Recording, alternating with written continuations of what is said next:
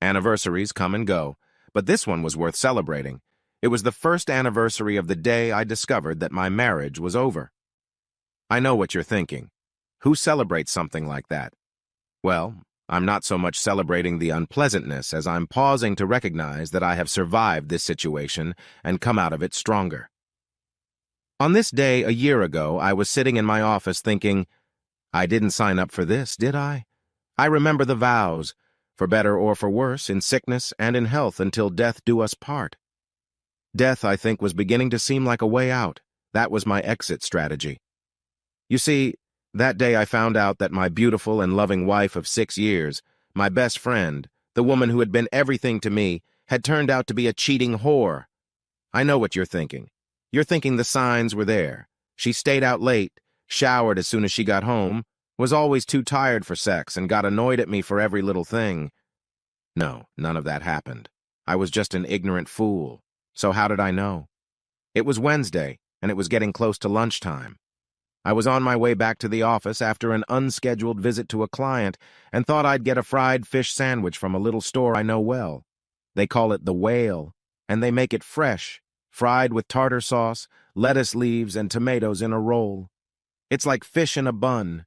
You know how it is when things are going well, everything is falling into place, the customers are happy, and you like to think about the good lunch that awaits you in just a few minutes? That's the way it was. I was fat, dumb, and happy. That's when it happened. I was stopped at a stoplight when I saw my lovely wife's car coming the other way turn right into the parking lot of the local Don't Tell Anyone motel. I thought, what the hell? I turned right into the parking lot at the gas station, pulled into a vacant space, and watched as she got out of her car and headed straight for one of the rooms. She knocked, the door opened, and she walked in like she'd done it 1,000 times. What the hell? You're probably thinking I ran across the street and started pounding on the door. Then I broke down the door and beat my lover with my bare paws. No. Now you think I slipped across the street and came in from the other side where I found the curtains slightly parted. I peeked between the curtains and saw everything I needed to know. No, that wasn't it either. I needed to know, but I didn't need her to know that I knew. I just found a place where I could sit quietly in my car and watch that door. An hour after she arrived, she left. 5 minutes later than her, a man in an expensive suit came out of the room and got into a Lexus and drove away. Typical. I always thought a Lexus was an overpriced commodity for someone who was showing off. I was useless that day. I didn't even try to work. I just sat in my office and researched divorce laws online. It was as bad as I had heard it before. Regardless of the motivation behind the divorce, no fault or because of adultery, the result was the same. Damn her to hell. They had to pay. Then I realized I didn't even know his name. How was I going to make him pay if I didn't know who he was? Fate intervened that night. I had barely said 2 words to her all evening, and she was asking me what was wrong. What the hell did she think was wrong? Did she feel guilty?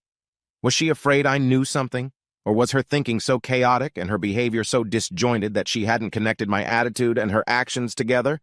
I stupidly watched the nightly news, and there was a local report of a bank robbery during my lunch break. The reporters had videotapes of the robber's appearance, and the woman involved in the raid looked something like my wife. The robber was wearing a COVID mask, but her hair and eyes and her height and build made her a good double for the woman I married. Of course, I knew it wasn't her because my wife was in that motel room sleeping with a jerk in a Lexus, but I can play dumb. Hell, maybe I'm not even playing.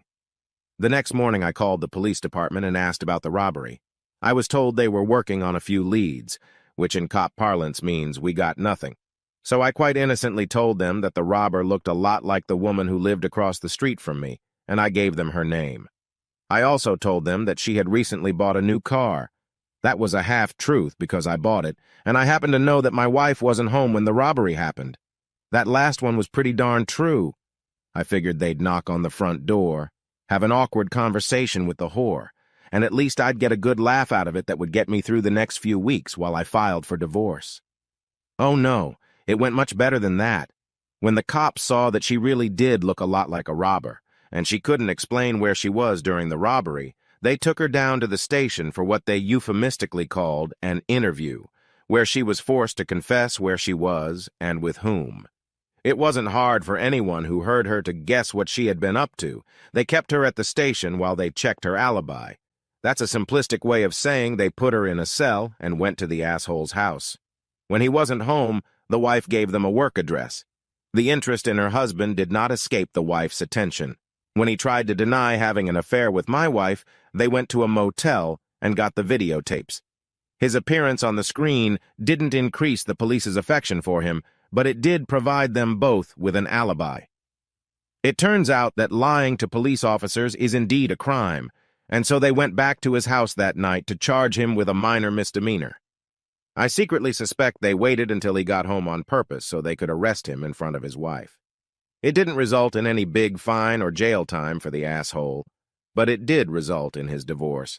The story was too racy to be withheld, and the cheating raider incident quickly became a walking joke in the precinct, which the cops soon told the couple. The couple told their friends, and their friends told their friends, and pretty soon my wife and the asshole became the laughingstock of the whole town. Even the judge who heard my divorce petition laughed when he realized who she was. In the end, the divorce was final. She did everything that was expected of her and uttered all the usual cliches, but her trust had been shattered and would not be repaired in this life. Everywhere she went, she heard whispers and suppressed laughter behind her back, and soon left town. I have no idea where she is or if they are together, and I don't care now. I'm moving forward. Looking back, I sometimes wonder if it was worth the effort. I knew she was cheating on me, and I was happy to divorce her over it, but I wanted to make her look like a cheater who had to confess her infidelity to avoid arrest for armed robbery. I imagined her having to admit, "Sure, I'm a liar and a cheat, but I'm not a robber." It was less satisfying than I had hoped, but I must admit I would do it again if faced with the same situation. Eventually, 2 police officers paid me a visit. There was nothing more they could do with anonymity, so they knew perfectly well that I was the one who had called them to inform them about my wife. Officially, they weren't surprised. Unofficially, I offered to buy each of them a beer, and we decided to consider it a small fine. It seems one of them was divorced and the other was about to get divorced, and they admired my work. "Just don't do it again," was all they said to me. I wasn't sure if they meant the message about my wife being a mugger, or if they were talking about marrying her. But either way, I agreed to both. And here I am, a year later. I've gotten rid of the deceit that was haunting me, and I'm rebuilding my life. I had a few secondary friends who were actually friends of my wife, and they knew about her betrayal, so I had no trouble cutting them out of my life. I then redoubled my efforts towards the good friends who supported me. I didn't date anyone until the divorce was final. I spent that time dealing with my emotions.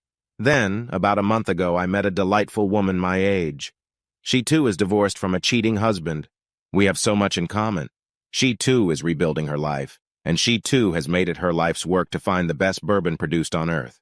We consider this our sacred mission and take it very seriously. Maybe we succeed, maybe we don't. We are doing it very leisurely. Right now, I am enjoying every minute I can spend with her, and tonight she will help me celebrate my divorce.